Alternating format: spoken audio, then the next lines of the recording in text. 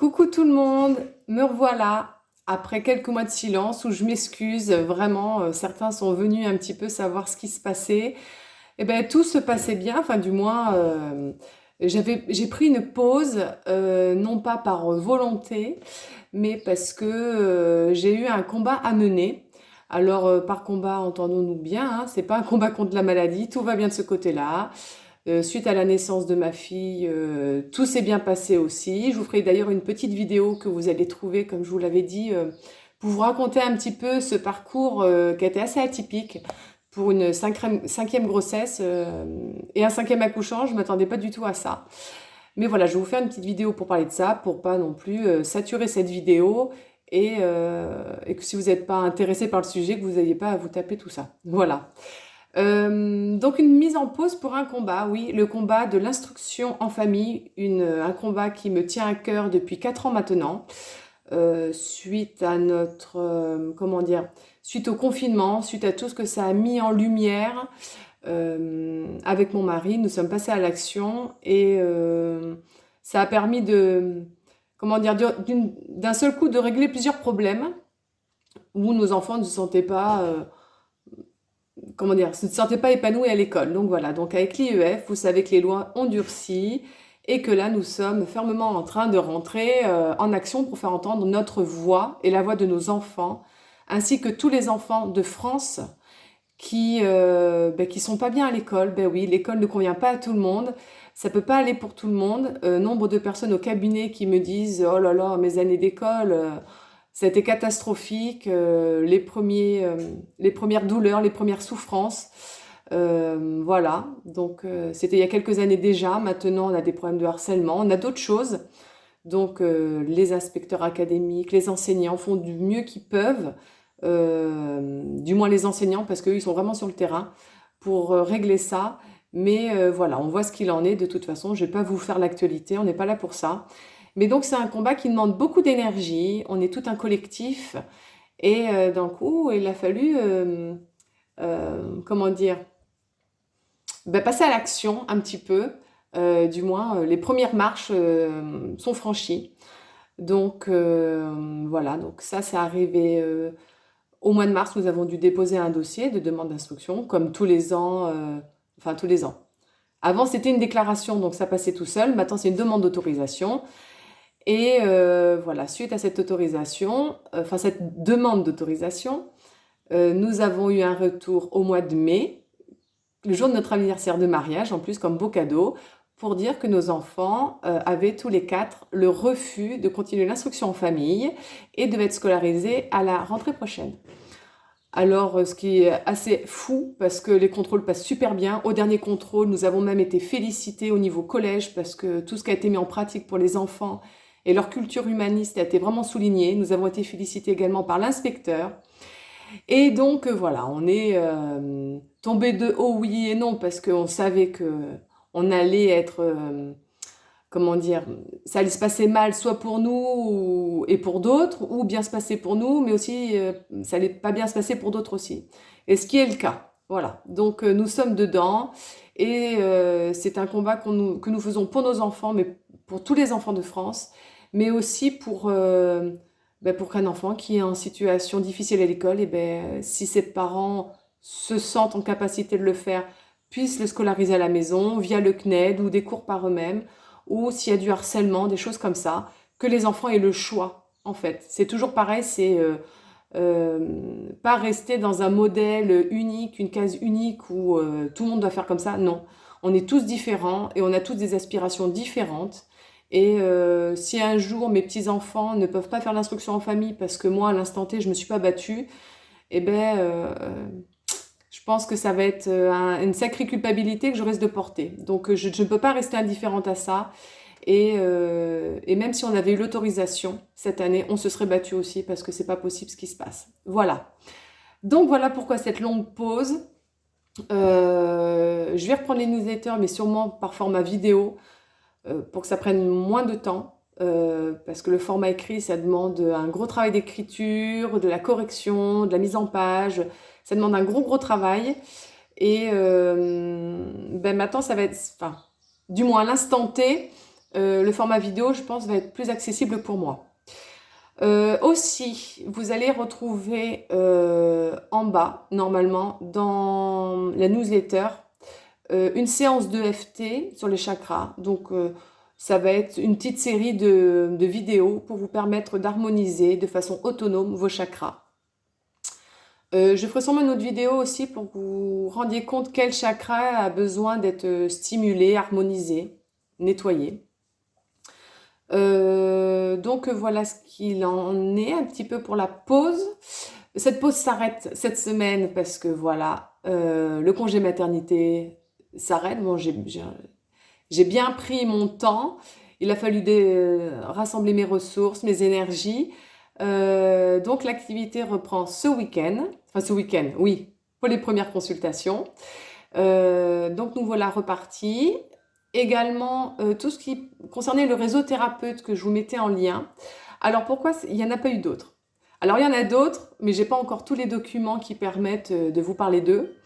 Mais sachez que vous pouvez rentrer en contact avec moi personnellement si vous voulez avoir leurs coordonnées. Pour l'instant, moi j'attends un peu qu'ils se présentent par eux-mêmes pour que vous puissiez plus ou moins sentir une résonance et aller les voir.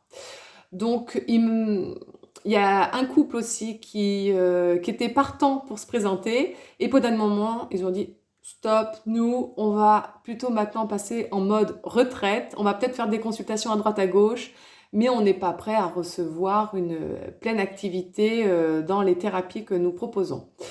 Voilà, donc sûrement que ça va reprendre, mais je veux brusquer personne. J'attends que les personnes viennent à moi. Maintenant que j'ai lancé l'appel, j'attends que ça vienne à moi. Aussi, je voulais vous parler d'un nouveau soin en lithothérapie que je propose. Alors, c'est uniquement de la lithothérapie. Peut-être ça sera associé à de la sonothérapie, mais ça dépendra vraiment des énergies que je ressentirai à l'instant T avec la personne, la porte d'accès, comment on peut faire.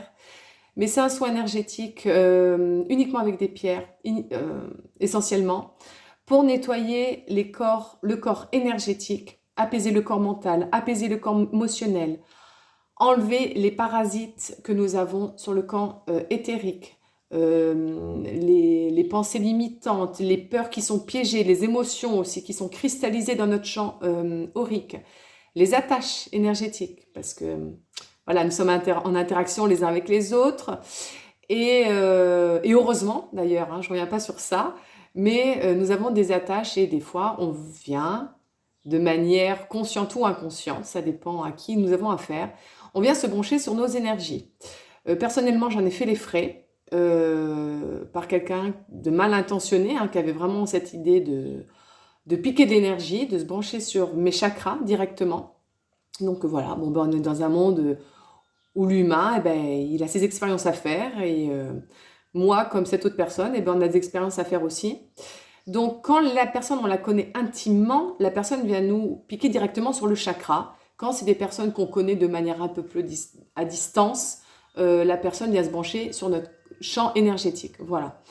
Donc, par contre, la personne qui sait clairement ce qu'elle fait, la tâche pour elle, c'est au niveau vraiment frontal et c'est quelqu'un qu'on appelle, que vous avez sûrement entendu le terme, de vampire énergétique. Voilà, despotisme. Donc voilà, après, quand on vient nous piquer l'énergie, c'est une leçon aussi pour nous. Hein. C'est que inconsciemment, on a laissé le champ ouvert pour ça. Hein. Je jette pas la pierre. Hein. On est tous à même de piquer de l'énergie, voilà, parce qu'à un moment donné, ben, peut-être qu'on est en rade et que ben, le moyen de survie fait que on va faire nos petites provisions à droite à gauche. Donc ce soin énergétique, il est vraiment pour tout ce qui va être les attaques psychiques, les attaches, comme je vous ai parlé tout à l'heure, pour les flèches aussi que nous recevons dans l'éthérique. Et également un soin sur les chakras pour les harmoniser, les stimuler et les synchroniser entre eux aussi. Un chakra primaire, l'associer avec des chakras, l'harmoniser avec les chakras secondaires. Voilà. Donc c'est un soin complet. Qu'est-ce que je peux dire d'autre sur ce soin?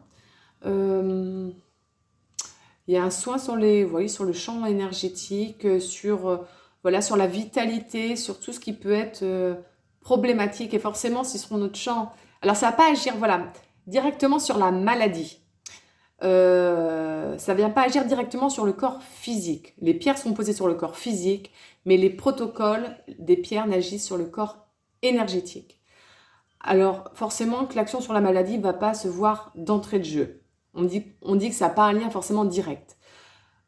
Par contre, il y a une autre lecture qu'on peut apporter. C'est que si la maladie, elle apparaît d'abord sur notre champ énergétique et que si on n'a rien fait, elle vient affecter notre corps physique, logiquement, et c'est comme ça que moi je procède également, si on vient harmoniser, régler le problème qui s'est mis sur le champ énergétique, qui a permis cette faille, qui a permis le nid de la maladie, si on vient apporter l'équilibre sur le champ aurique, forcément que la maladie va s'estomper, se dissoudre. Voilà, donc il y a, ce soin permet vraiment de nettoyer, de purifier ce champ-là, que ce soit de nos propres émanations de pensée, d'actes ou même de tout ce qu'on va dire, de tout ce qui va émaner de nous, mais aussi de tout ce qui vient de l'extérieur. Voilà, donc ce nouveau soin est bien sûr maintenant à disposition au cabinet à partir de maintenant, parce que la reprise, c'est maintenant. Et aussi, j'avais envie de faire quelque chose d'un peu fun. Bon, apparemment, c'est un peu dans mes énergies, visiblement au niveau de l'astral. Ça part à la déconnade, ça part dans le jeu. Et j'avais envie de faire une vidéo un petit peu fun. Donc voilà. Écoutez, si vous avez envie de voir un petit peu autre chose avec Gaël Peters, avec le cabinet Fleur de Vie, et ben voilà, je vous invite à regarder cette prochaine vidéo. Donc j'ai tout séquencé en plusieurs vidéos, comme ça vous prenez uniquement ce qui vous intéresse.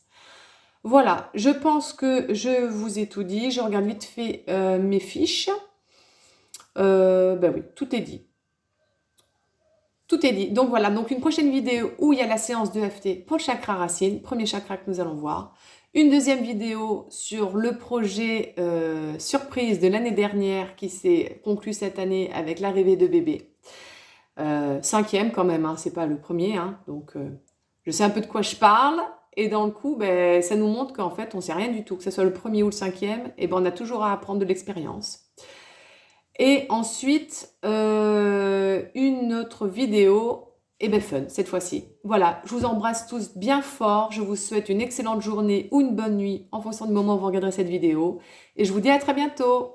Salut!